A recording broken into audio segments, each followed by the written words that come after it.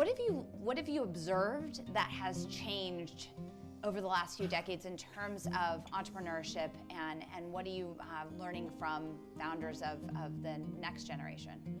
Well, I'm sure it's nice that the idea of being a founder is a thing. That is, that you can meet other people doing it, and the notion that if your first one isn't perfect, that it's okay to do a second one.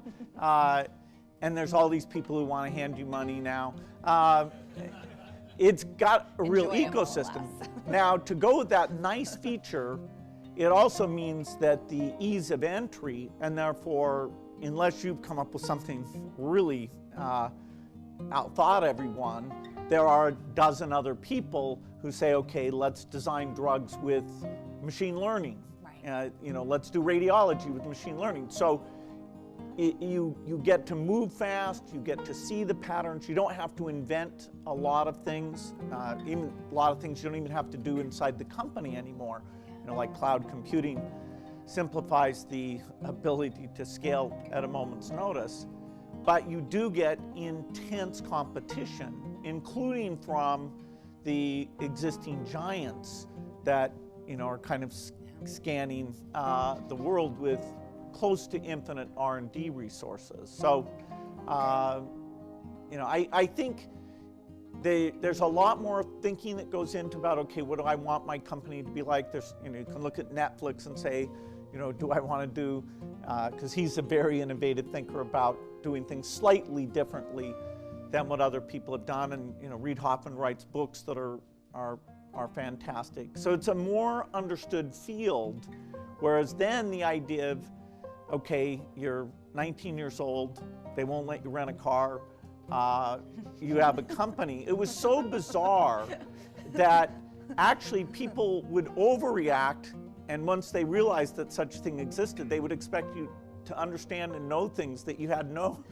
clue about it, because it was almost like a wild card that you can write software better than my entire software engineering team can. So I think it's great that it's well established, and some of these practices about treating your workers well, thinking about diversity. I mean, these are also require energy to do these things, but the field is so much better about making these companies good.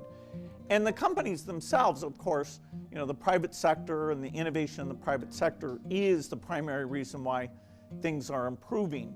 Philanthropy has this very specialized role to play. So the companies themselves, the likelihood you'll do more good through your philanthropy than through the company you do, that there can be cases like that, but particularly if you're thoughtful about it, the work you do in your company does have huge benefits to the world. Well, that leads me to a question that I think many founders these days are pondering, which is, social impact and creating a culture that's focused around social good, to what you just mentioned, is a core part of at least expectation setting in this part of the world, in our little bubble here. But I wondered what your thoughts are on how early a leader of a company or a founder should be thinking about giving back. And I think you have a really interesting perspective on this that's pretty well informed, but maybe you could share that perspective with the audience about, should we be giving back as early as possible? Should we be compounding value in our companies? How do you think about a hybrid model? Well, I'm always trying to convince companies that they should do employee giving, payroll deduction, have nonprofits come in and talk. It used to be that people would structure that around the United Way campaign. Now you can still do that, but a lot of people sort of create their own. But I think having the company, kind of different parts of the company compete to be the most generous and sit and learn about, there's a lot of people who are in tough situations that it's easy to forget when you work in these companies. I think that's good for the company. I also think the founders, even though you're not going to have a lot of liquidity, the idea of picking one local cause that you're engaged with, you know, sometimes with your spouse, sometimes not necessarily. So you start down that learning curve, like, okay, you know, pick a charter school that you go by and get to know the people who are at that charter school and what their challenges are. Go to the local public school, or, you know, there's dozens of other things. I think it doesn't work well to just do your company and then think, okay, where are these needs? Because you won't, the fact that it's so different, that is, there's no market signals, and